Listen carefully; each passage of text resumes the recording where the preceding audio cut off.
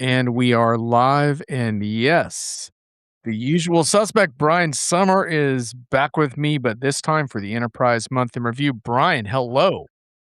Hello, John. Actually, I know I don't know, 1,000 miles away, but it's a pleasure to actually do this from my desk and my home and not sitting beside you for days on end.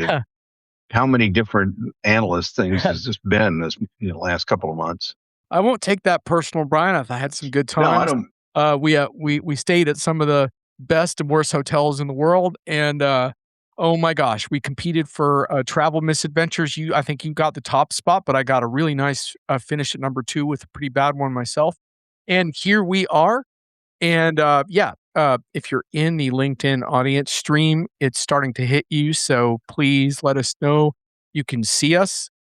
I have threatened in the promo to bring someone from the audience onto the show. It might be you. It could happen. Uh, if not, We'll be kind. yeah, we Yeah. will.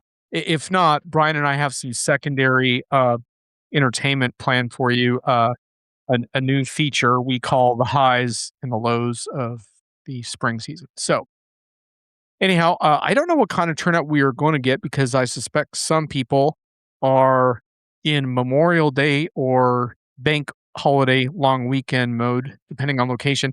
Hello, Thomas. But Thomas knows the best way to talk about enterprise software is with a beer or spiked seltzer in hand. So, Thomas, I hope you have your drink of choice ready because we got a lot to do. And by the way, if you're not following Thomas's blog, you really should because Thomas has been on fire lately, also on LinkedIn. Thomas, you're killing it, man. You're making me look bad even, and I don't usually say that about the flotsam I see on LinkedIn. Okay, we have our infamous slide deck as usual. So this is the order of programming. And Brian, do you want to tell the audience what they got in store? And let's skip the unpredictions again and eventually remove that from our template. But what else we got? I keep sending it to you on a pre-edit. You never catch it. So anyway, I know. What are we doing, man? Anyway. uh, all right. Well, so it's the usual stuff. We're going to start off with the buzzword deal. We'll move from there to talk about a number of different underrated stories. You've got your couple you're going to start with, and I'm going to warn the audience. I saw John's; they're crunchy today. So and then mine come right behind there. Then we have the halftime deal, and we really do want some strong audience participation today. So I've got my hopes up that those of you on the line or coming on the line are going to contribute, and don't take John's threat too hard here. We will actually treat you real nice and kind if you are willing to come online. Uh, we also have some interesting whips and pieces at the back end of this, and we'll have that inspirational deal. So, John, next slide. And Greg, welcome. I believe that's you. Hey, AI or no AI? Yeah, look what's behind the shell today. All right. So, without further ado, we have the monthly buzzwords and overhyped tech. Brian, you always have a dandy. What do we got this month? Today we have the demo bot that was inspired by a presenter you and I saw this week. This is when something looks human but talks like a bot, and we had we had to sit through a presentation like that. I won't say much more than that, but the demo bot is Oh my uh, gosh. it is no fun to listen to. That's for sure. That's not how you want to get your enterprise software content served up by listening to it in one of the slowest, monotonous, droning voices ever. Anyway. I thought we were trying to take the robot out of the human instead of making the human into the bot. I Mm, feels like we're headed backwards, Brian. What is happening, man? that was a mess. Okay. Here you go. Oh, I almost forgot about this. Yeah, well, how could you forget about it? I snuck this in, John, because maybe the listeners didn't know it, but somebody put together a list of the top 50 thought leaders in enterprise software. And drum roll, please. It turns out that of the top 50, the Diginomica crew got several of the plum top spots on enterprise software. and a number of other Diginomica people were, well, they didn't call them honorable mentions, but they were clearly they're people on the masthead who were considered really strong contenders. And you and I made that cut, and we're going to have to watch our back because some of those other Diginomica folks are going to be nipping at our heels next year. Phil Wainwright was another one from that made the list with you and I, and I'm not really Stuart Lachlan also, we cleaned up, man. Stuart. Oh yeah, We cleaned um, up. Brian, I don't know about you, but I haven't been so honored to be on an AI curated list in a long time. That that is really an amazing feeling. Um, well, I I thought the parts where they if you read this piece, and please do, just know when you get to the biography sections in the back on who all the 50 people were, they definitely, I think, used AI to scrape some screens somewhere, and some of that biographical yeah, stuff I think is a bit, dated. Anyway, but always nice to be included in something, so I'm not going to complain. yeah, Uh, hopefully the plaques are in the mail. Looking forward to those, suitable for framing. and, well, I cleared a spot on one of my walls just to add that Damn. citation. Anyway, Alright, so well, now we I go don't to know, I don't let's even know get what. your first article of the day. Oh, yeah, I know you're a little worried about this one, but it's actually gonna be a lot easier sledding, I think, than you think. Though I do wanna have a little bit of an AI geek moment with y'all today, but I'm not gonna go deeply into this open and closed, article by Stephen O'Grady of Red Monk, but hopefully you track his work because I would say on, like, a signal to noise ratio, he's probably one of the better who's ever blogged in our industry from the tech and open source perspective on enterprise software. But in this particular piece of my underrated stories for the month, he's talking about basically the competition between the so-called frontier models and various kinds of open source models that are uh, trying to nip at the heels and sort of keep up, right? And it's an interesting discussion. But I think the thing that I really wanted to call out here is a few breakthroughs that I think are happening on the enterprise side. And, Brian and I both have some pretty serious. What's up with the wind chimes? Brian and I both have some pretty serious critiques of AI and enterprise software and what vendors are up to. But this is sort of like on the happier side, which is in these kinds of benchmarking, and benchmarking in and of itself is, I would argue, pretty problematic. But smaller models aren't doing as well on a lot of these compared to the frontier models, and this shows up on the slide curation. Uh, let's see. What does it say about the small models are extremely competitive in specialized disciplines, but lag behind on general performance? What I'm here to tell you is that the general performance part doesn't really matter for a lot of enterprise use cases. And so the promise here is that using certain kinds of smaller models is actually going to work better and make AI more affordable and effective because you're not worried about the frontier model game that the big AI vendors are playing. You're worried about getting better results for your company and your team and all of that. And alongside that, the other really big thing that's happening is that people have realized that in the enterprise space that you don't it's not about the raw capabilities really of a frontier model in most cases. It's really about two things. It's about context, which I talked ad nauseum about last month. I'm not going to do it this time, but it's about providing models with the right context, which includes your customer data and what I call real-time organizational truth, but basically whatever the agent needs to be aware of in order to be useful and appear semi-intelligent. It's about context, and it's also about sometimes it's called the agentic harness, which I know is one heck of a yucko buzzword. But the idea is that you're basically surrounding the agent with a whole series of capabilities and guardrails to keep it on track, including verifier tools. And it's something of a deterministic framework. In other words, the agent might still make a mistake, but it won't be able to post something inappropriate because it'll get stopped by the so-called harness, which will contain like, nope, you don't qualify, you're not authorized, you don't have the authorization, your information is not valid, all of that. And so these breakthroughs, these two things are making it possible for the smaller models that aren't faring well in these benchmarks and the more affordable open source models to come into play. And that is the best part of the enterprise AI story. There are some other parts that are not so good. And I think we're going to hit on some of those by the time this episode happens. But anyway, that's it. So, Brian, see, it wasn't actually all that hard to get through that piece. We made it, man. We made it.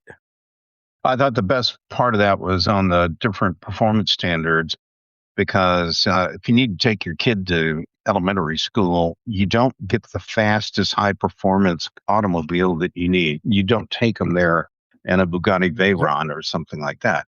Uh, Not unless you're a massive tool. But anyway, yeah, and we all know some folks who would do that. But what I think we still need to be thinking more clearly about there are you need to get the right tool for the job, and that's what I think. It's nice to know that the study wasn't saying that these more limited, more specific type LLMs, for example, are they're not saying they're problematic. They're just maybe not as fast. And to that point, I just go, so what? I mean, if they're more purpose built for a particular role, and then more power to them. 100%. And in a lot of cases, they're going to be just as performant as you need for your use cases. And that opens up a lot of possibilities for customers. And it doesn't mean that these architectures aren't expensive and challenging in certain ways, but it really does open up a lot of possibilities. So that's sort of the whole point that I wanted to make with that article. Tracy wanted to say hello, and Tracy is a Hall of Fame participant on my shows, including this one. Tracy, if you feel like coming on camera later, will you let us know? I'd like to get your reactions to kind of what you've seen this spring and also our article choices, et cetera. This would be in about 20 minutes. So you have a chance to kind of get a feel for things. Let me know if you want to come. Love to have you on for a few minutes. Anyhow, we'll see how it goes. If you don't, that's okay too. I know that I'm having a bad hair day. Maybe you are too. I had to come on cam, but you don't. So anyhow, on we go to my second story. Okay, here we go. If they can keep me from repeating things they already know. Yeah, indeed. Um, the AI decision your board is forcing has more uncertainty than anyone is admitting. This is also a pretty meaty piece, Brian, from John Belden at Upper Edge, and John is one of my favorite enterprise bloggers for some time now. And he talks about a bunch of AI transformation uncertainties and all the exposure underneath them, which is really, really interesting. He talks about business and competitive pressures that AI vendors are facing, as well as security and sustainability pressure.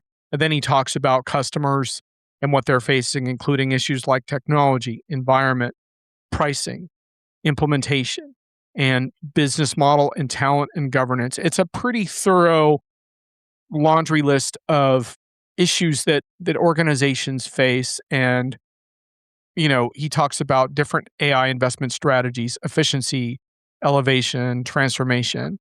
Each requires different investments, governance, and different definitions of success.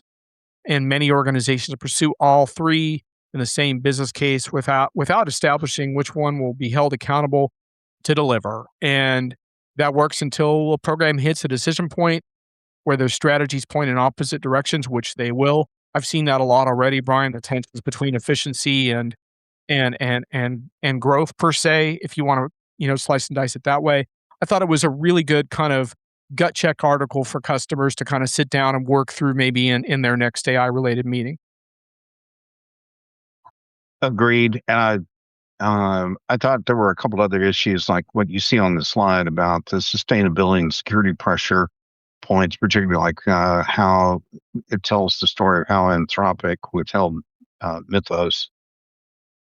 I think those are all kind of cautionary deals that people want to be aware of.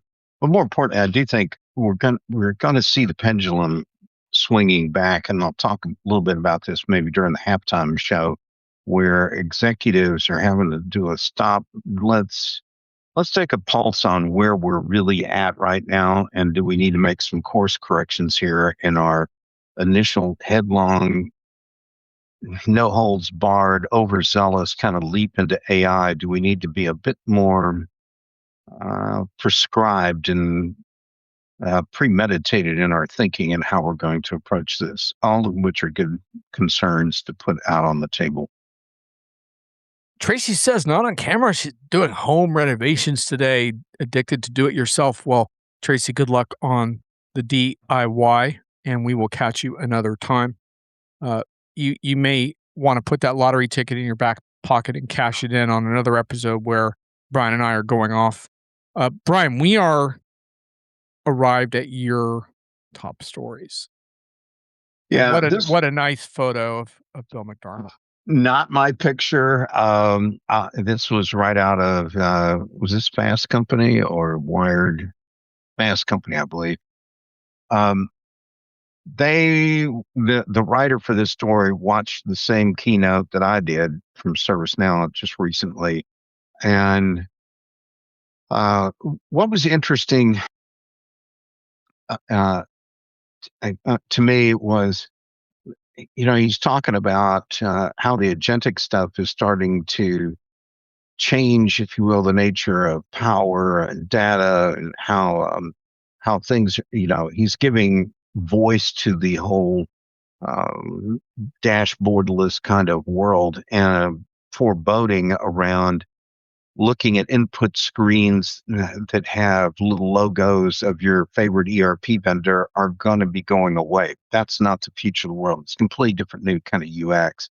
This is not necessarily a new idea, but it was interesting because I watched the event live, was watching the reaction and the way they talked about it, this new kind of world that basically deflates the whole original value prop or the hype around some of the old school ERP folks, and moves the needle of the discussion to something else entirely, which are a whole new set of problems that can be solved relying on some of the data that's in those other systems, but it really is moving things forward.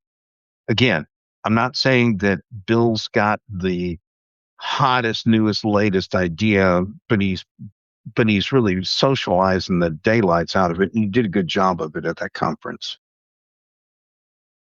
Yeah, I think it's really interesting conversation I've had with a bunch of different executives as well, like some variations on that.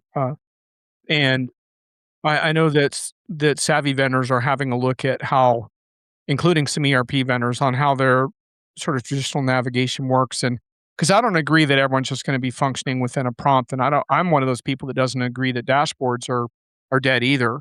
I think dashboards can still be incredibly useful myself, but I do think the purpose is going to change. So talking with Oracle Steve Moran about this, and we talked about how screens become a that the screens that you want to see, they could even be created on the fly, but they're about validating what you're seeing. So if you see something served up, you might want to validate where that information is coming from. So you're going to click on a link and you're going to want to go there.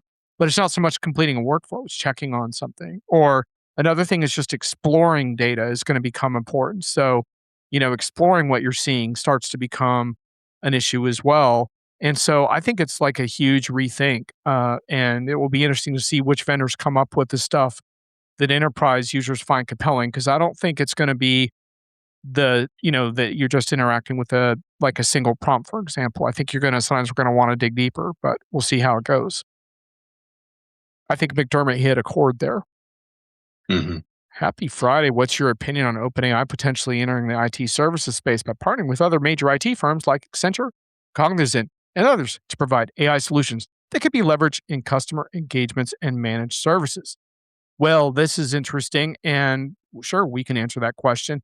By the way, it's not just OpenAI. Obviously, Anthropic is doing the same thing, and we will see other pure AI vendors doing similar. And it could be compelling in some cases. A lot of times, it comes with the forward deployed engineer lingo that we've run into a little bit more lately. Yeah. Some of that makes sense as far as putting engineers on project sites and helping to kind of engineer technology to get the result you want. I'm a big fan of that. I like that a lot better than the naive idea that software engineers are going away just because you can code a little faster, which is one of the most ridiculous wrong predictions we've heard in the last couple of years, and the hiring numbers, frankly, prove that as hiring of software engineers comes back. But anyway, I think it's interesting. I'm a little bit skeptical just because if I'm looking for AI results on my project, I probably don't nothing impersonal to Accenture or Cognizant, but Cognizant and OpenAI are probably not my top choices. I tend to like a leaner, meaner, industry focused team that's building vertical solutions for me on more of a kind of a elbow to elbow level of co innovation. But I'm not saying that it's not a good thing to see these recombinations. And frankly, customer choice is always healthy in enterprise software. Brian, would you care to take a shot at it? Yeah, and in the Jane, you ignorant, whatever kind of mode, I'd have to say you took the bait and went down to the programming kind of uh, services work when there's a whole nother piece out there around like the consultative stuff and outsourcing. It's more than one niche, I guess, and I think it's important that we realize that some aspects of the services industry are just going to get hammered with this stuff.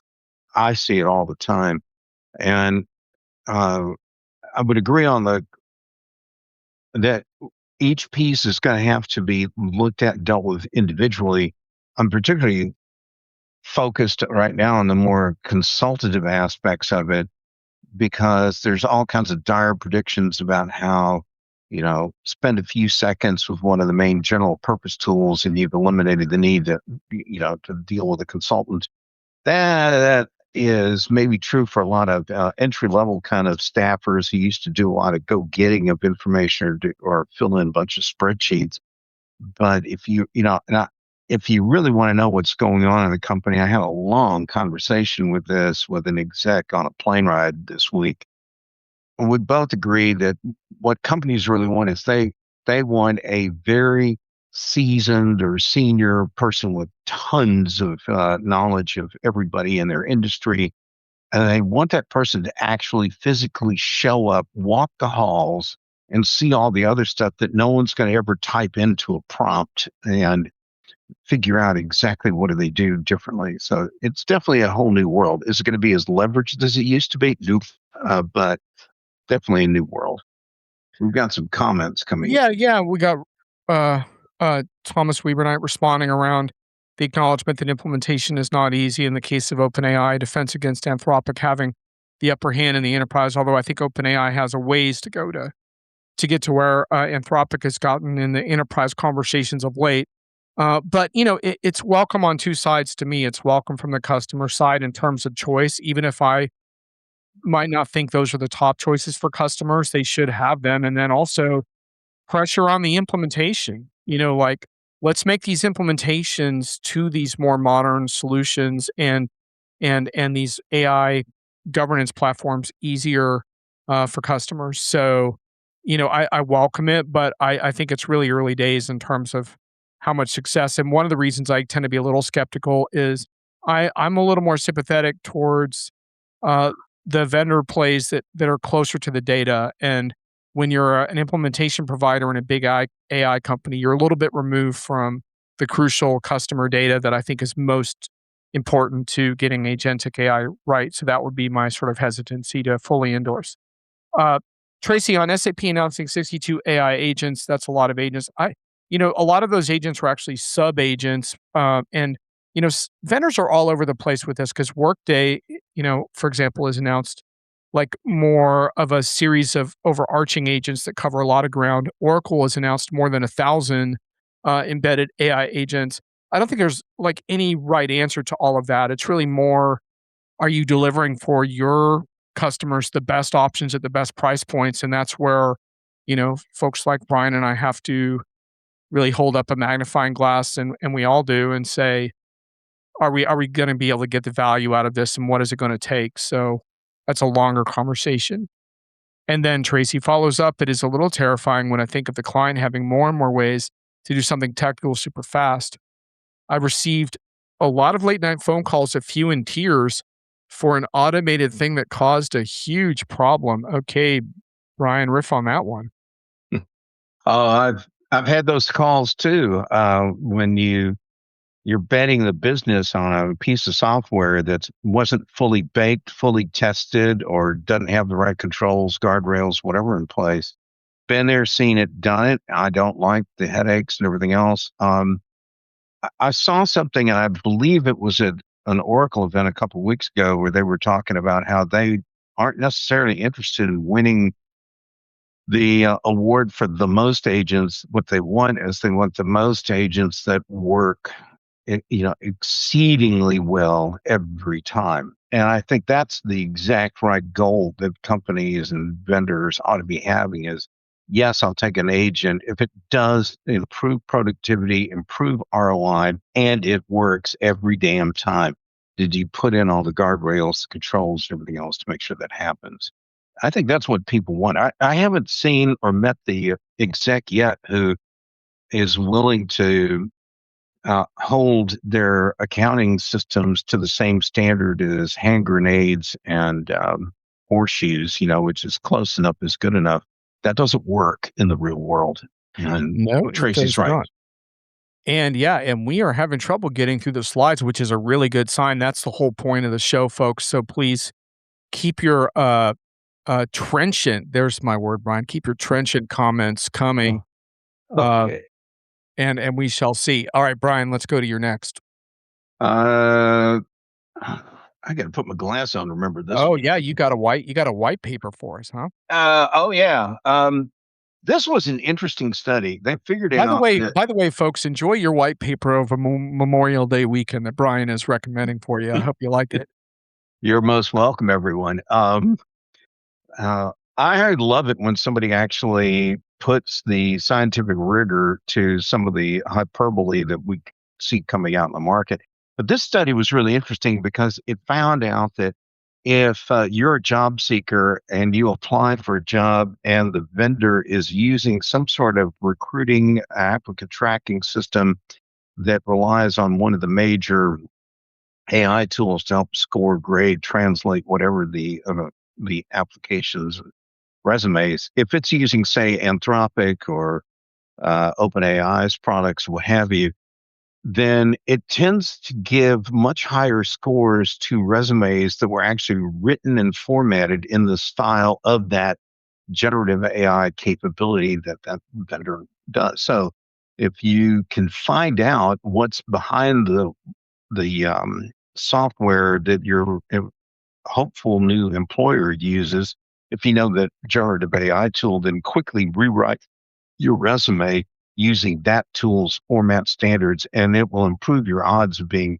shortlisted tremendous, tremendously. But if you go to the trouble to create uh, a, a highly artisanal, handcrafted, bespoke kind of resume, and it reads well, it's very compelling and everything else, it's never going to get really picked off and recommended by the AI tool in the underwriting ATS.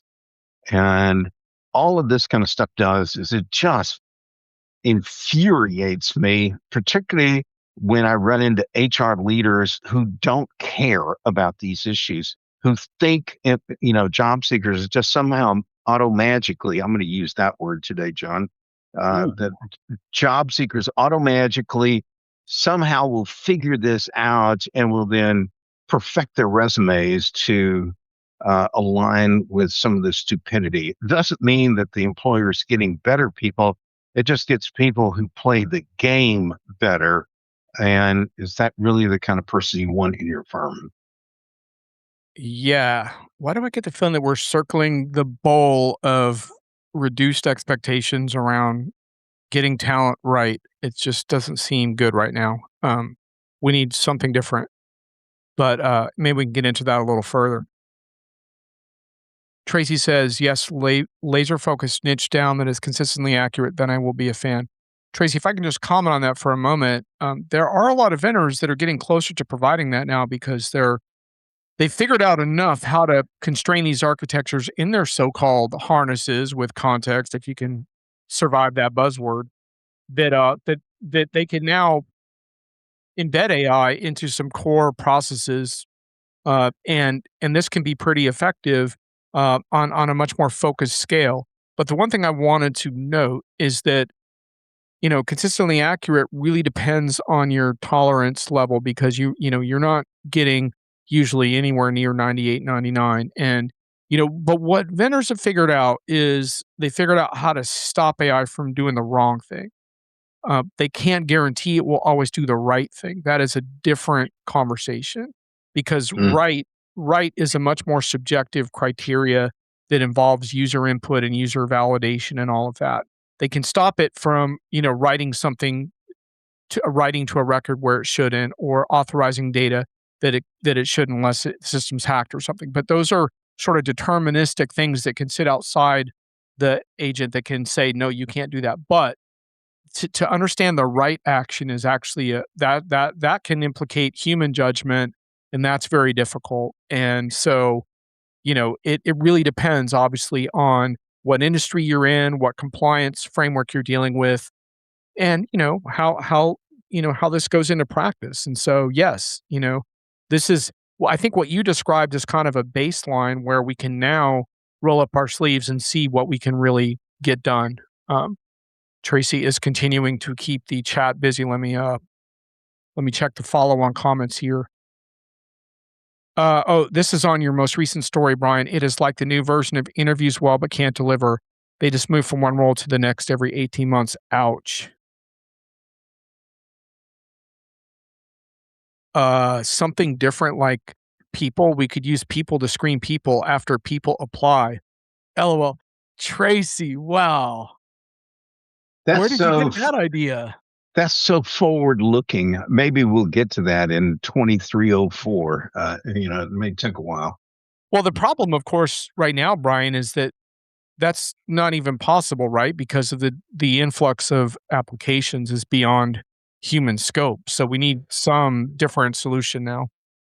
Which hits a perennial hot button with me, which is why can't we get vendors, particularly HR vendors, but why can't we get vendors to acknowledge all of the bad behavior, fraud, criminal activity, and et cetera, that citizen AI tools are inflicting on the businesses? And why don't vendors turn some of this? Oh, we can build new apps in minutes, with our new agent studio tools.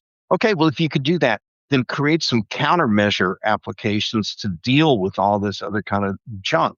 I sat down with a product management person of a software company just in the last few days, and I had to make the point, and a very impassioned point, that when I see this company again next year at their user conference, I expect to see a whole hour block on all the cool tech they're putting in so they can help their customers avoid getting taken.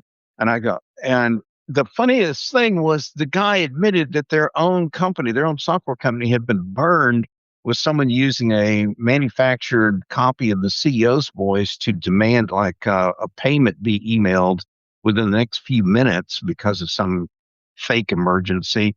He knew about people using AI to create incredibly bit by bit perfect duplicate not resume invoices, not duplicate ones, but to create slightly different amounts and vendors, but would result in the loss of money. He acknowledged all this fraud's going on, not just in HR and payables, but all through the place. But the ERP vendors just didn't seem to be terribly interested in solving these very real problems. That pisses me off. And I'm sorry I use that expression, but it Uh, does that. no one's blown a gasket yet today, but Brian is heading there now. Mhm. Usually you or me, one of us is going to blow. Christopher Gaither just put out a Substack essay. Chris, I'm going to react to this comment, but just to be clear, I didn't read the essay yet, so I'm not reacting to the essay, just the comment. And comments obviously don't always tell the full story.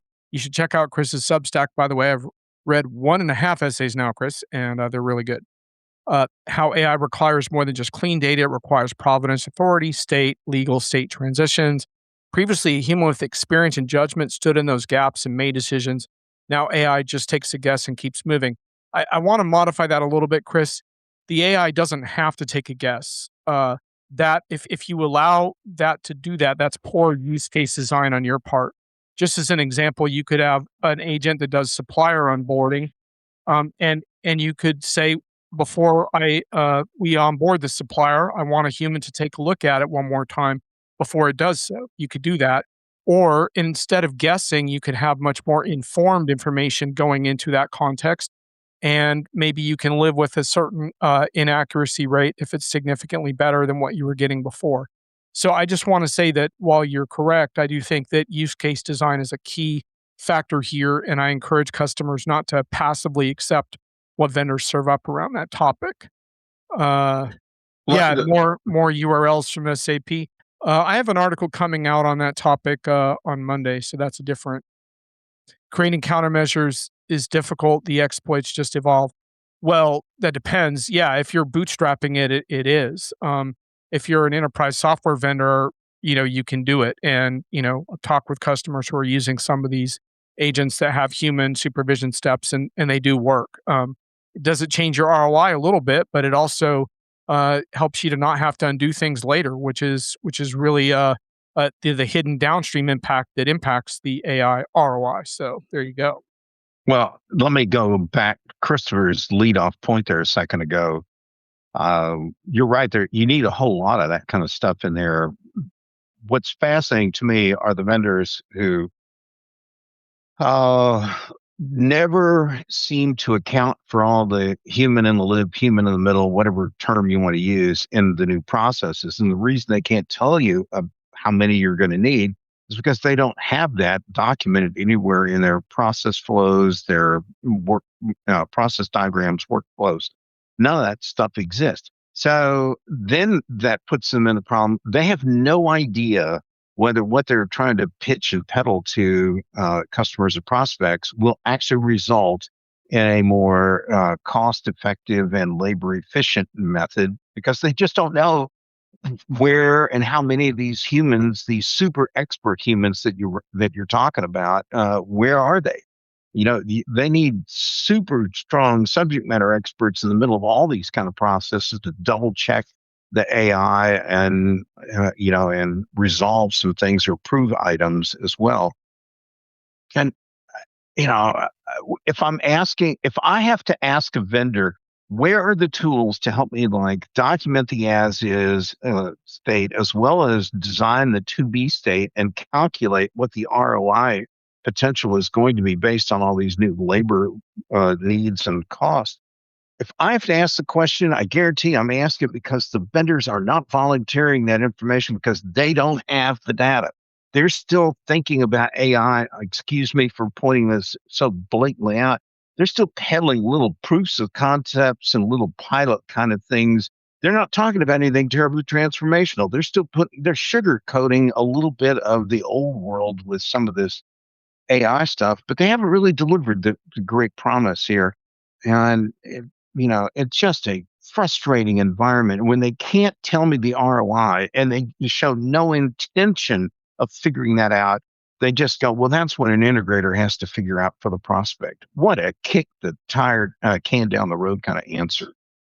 Yeah, gasket blown, and I would just say to a customer, like if you're presented with the kind of AI vision that Brian described, then don't go forward with that vision. Don't do it. Don't go forward until you see a better process flow in place. Uh, so, Chris, I don't want to have any further back and forth on this with you during this show, just because I don't want to get too deep into the weeds. Uh, the decision process, operational policy control is only as effective as it is entrenched. It has to be either at the lowest layer of software, the data layer, or it has to stay human, as you said. I don't totally agree because you can use verifier tools and authenticators to basically require output that to not exceed certain thresholds or to be authorized in certain ways. So I don't agree that it's all always in those layers, but yeah, you make a point there. And Chris says to you, there's at least one vendor you don't need to ask because they built the ability to control and configure that into the product. And there are vendors who have done that. It's not just one vendor, in my opinion. But Brian's point still stands. It's been a hectic conference season. We've seen a lot of vendors. Um, AI hallucinations. Well, are Tracy's favorite, and that brings us, Brian, to your next article. Oh, yeah. I love this. Someone's created tools that using AI to help uh, populate citations and court case citations in legal briefs and filings. But because they tend to hallucinate so many of the things that are not legitimate, and the law firms get caught doing that, using that content and getting sanctioned by the courts. So now we create a software company to catch the hallucinations that were created by a previous AI utility to keep them from getting into the filings in the first place. So I want you guys, we were just talking about ROI. Now let's think about this. We have to build additional super processes on top of the ones that the AI tools are supposedly powering to catch all the errors the AI tools are creating. And I'm thinking to myself, explain to me again how this is a more efficient, cleaner, and better way of building technology and creating value for customers.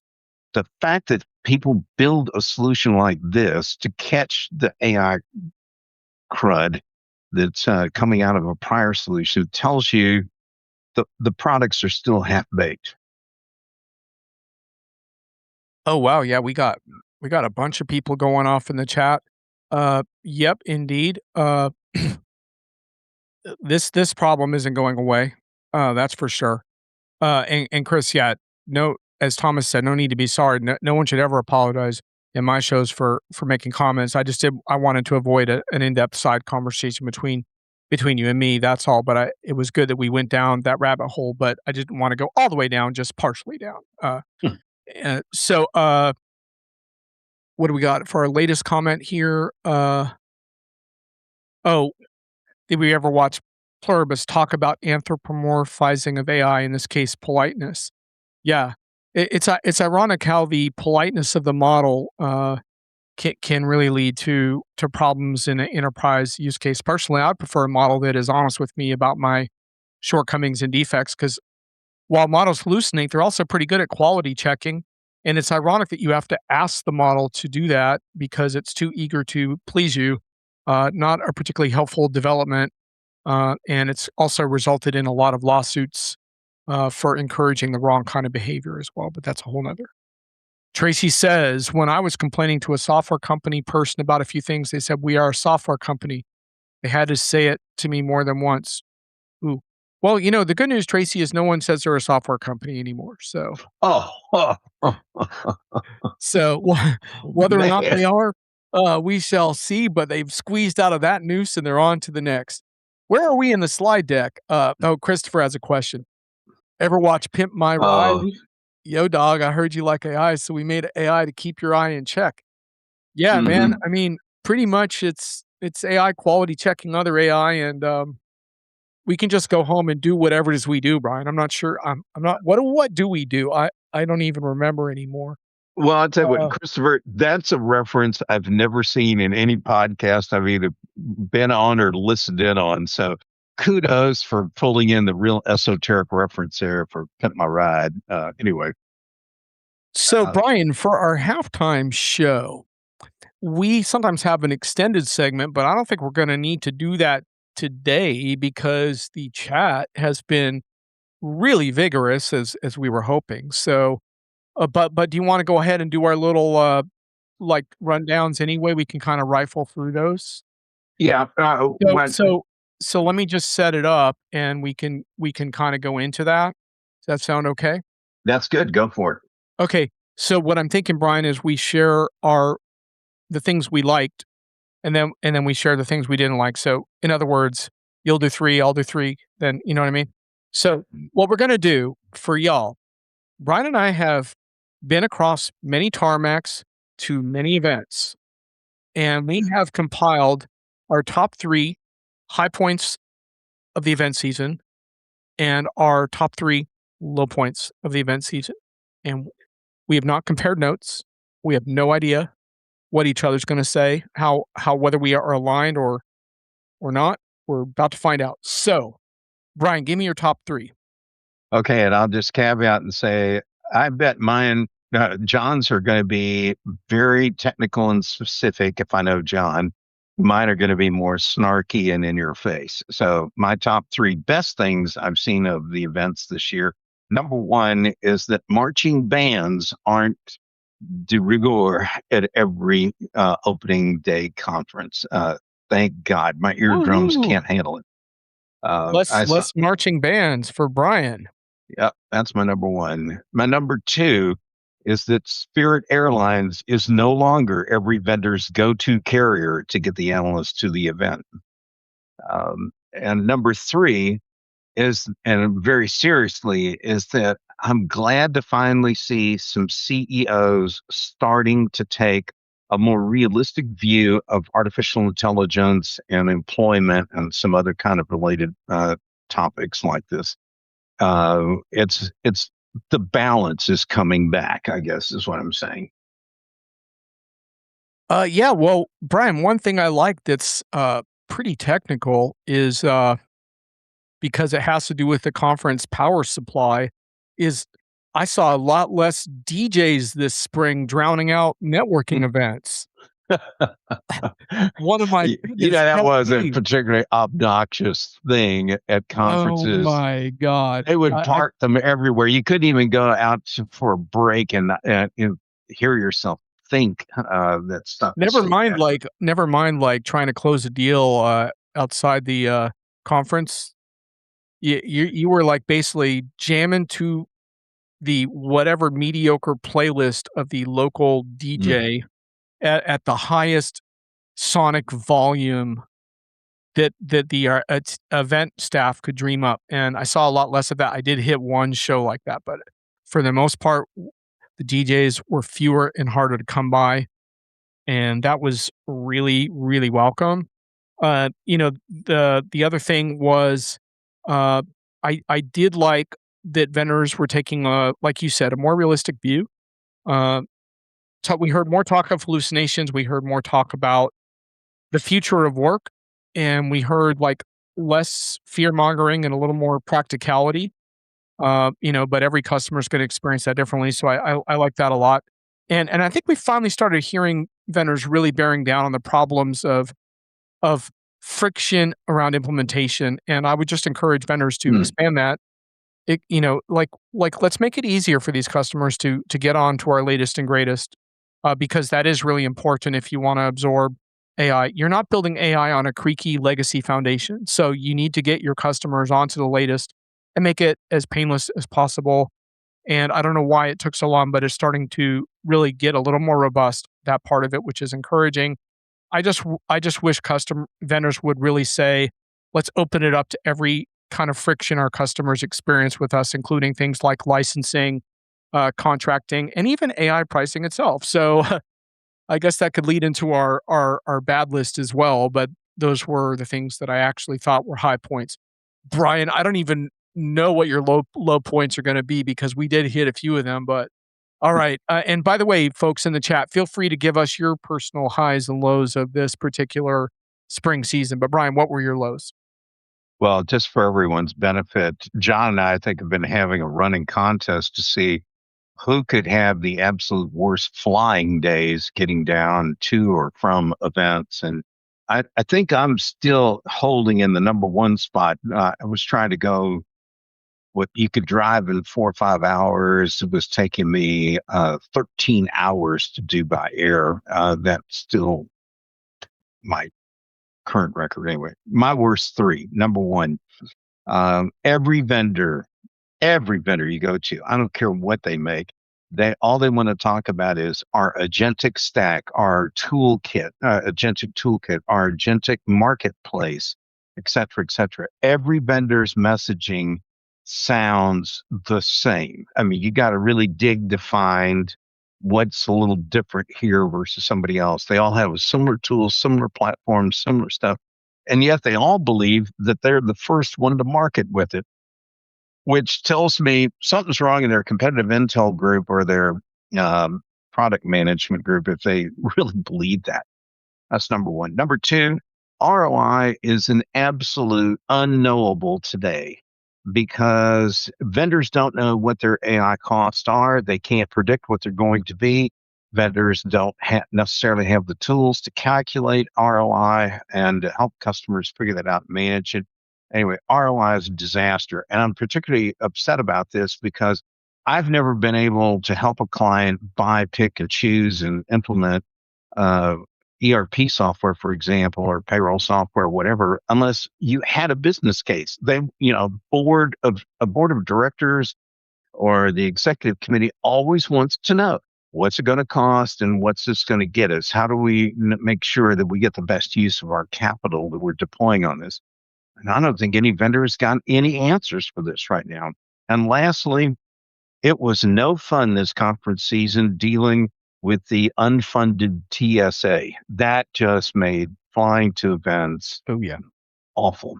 John, your top three or bottom Uh, three, I guess. well, honorable mention was the woman who spilled some kind of chicken cheese soup bowl all over my keyboard in the very back seat of a massive Delta plane in the middle seat. That was awesome. Wherever you are, lady, my keys are still contaminated by your chicken cheese, whatever. Anyway, that was honorable mention though.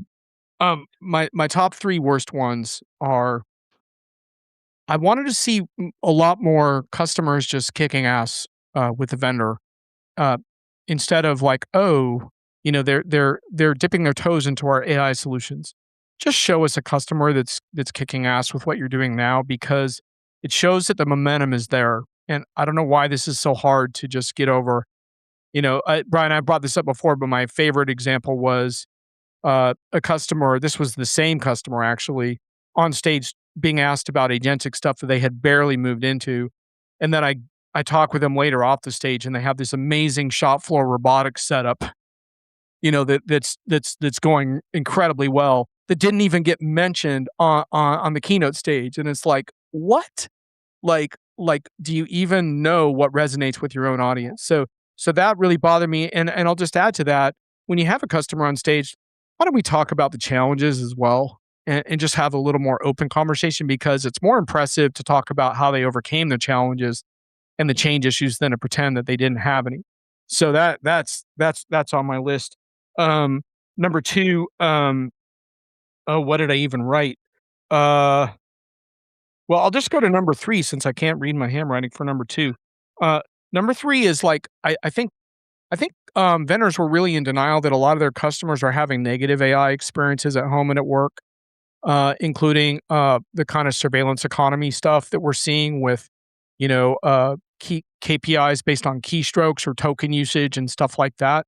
Mhm. I think it's really important to start naming that a lot of people are having unpleasant experiences with work slop and all of that and to start elevating the customers in your customer base that are going about AI in a different, more positive, people-centric way.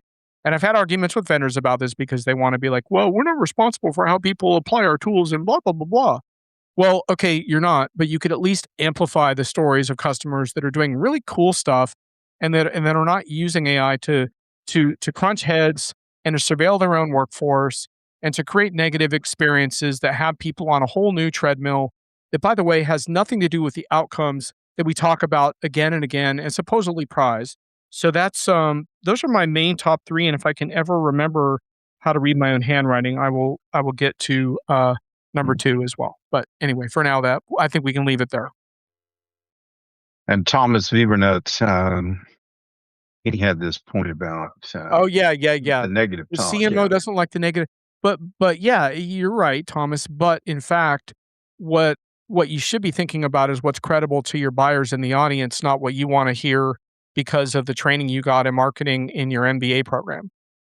This is actually what buyers want to hear, and I've talked with enough buyers that I know this now. They want to hear about the rough spots because, in fact, what that testifies to is the strength of your partnership. It's ultimately a success story. I'm not saying put customers on stage that had shitty implementations and didn't get results. I'm saying, include the rough edges in your success stories, and they're incredibly more credible. But I get your point, and you're right. That's why it doesn't happen, but it's not a good excuse. Uh, Well, what I was going to add to Thomas's comment there is I know, John. I've had these conversations with the marketing people about who to bring on and let them talk about some of the stuff, warts and all. But uh, I remember one interchange where where John and I had to convince the leadership of company to put a different customer up on the main stage who had probably one of the most compelling, heart wrenching kind of stories you've ever heard.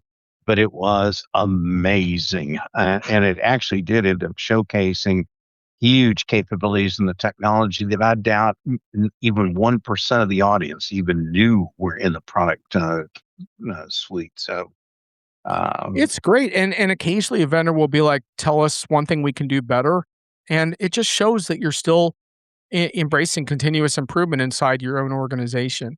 And Trace, you talk about some clients don't want everyone to know what they did. Of course, that is true, but those are not the ones that you put on stage at that point in time. So it requires some screening. By the way, I've remembered what the final one on my list is, and I might blow a gasket when I get to it. But Thomas, I agree with you. Hence my typical closing question: what they always wanted to get, but never did. Right?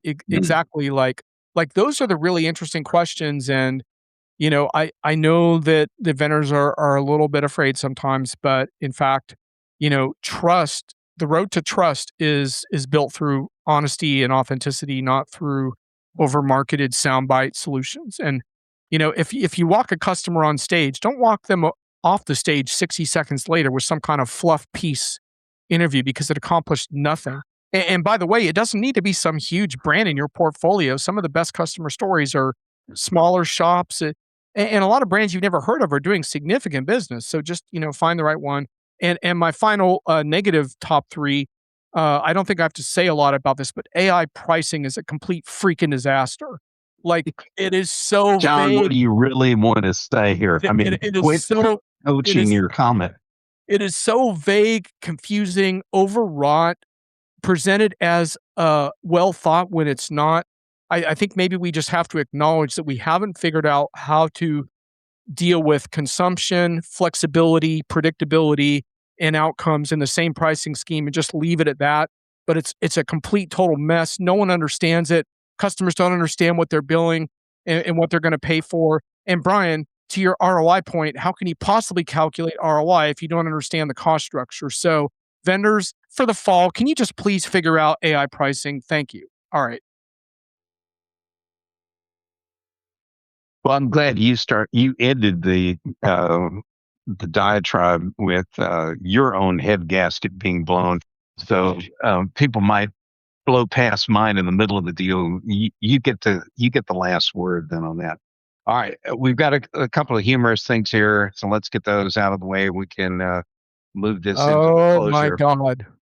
This to me was this to me was like the whip of the month. And the whole idea that somebody actually books a ticket for a robot, gets it on a plane, how they got it through the gate and everything, but it got all the way onto the plane, Yep. and then it causes a delay because the pilots and others don't know what to do when you got a robot sitting in a passenger seat. Now, Southwest has amended their policies, their fare policies, where you can't buy tickets for robots. But I don't know I've about got to give kudos to the person who came up with the brainstorm idea to do this. But uh, you know, it's a great stunt, but that's what it really is. I don't know about you, Brian, but I haven't met that particular robot, but I might be more than willing to sit next to that robot compared to a lot of the people that I've sat next to. Uh, doesn't look like it would take up a huge amount of space. Uh, No. I don't think it would have issue with me touching them, which was a problem in my last flight with someone who wanted never to make contact with the person that they sat on either side to, and when we were in the sardine can together, which is an impossible dream. I might So be okay with the robot.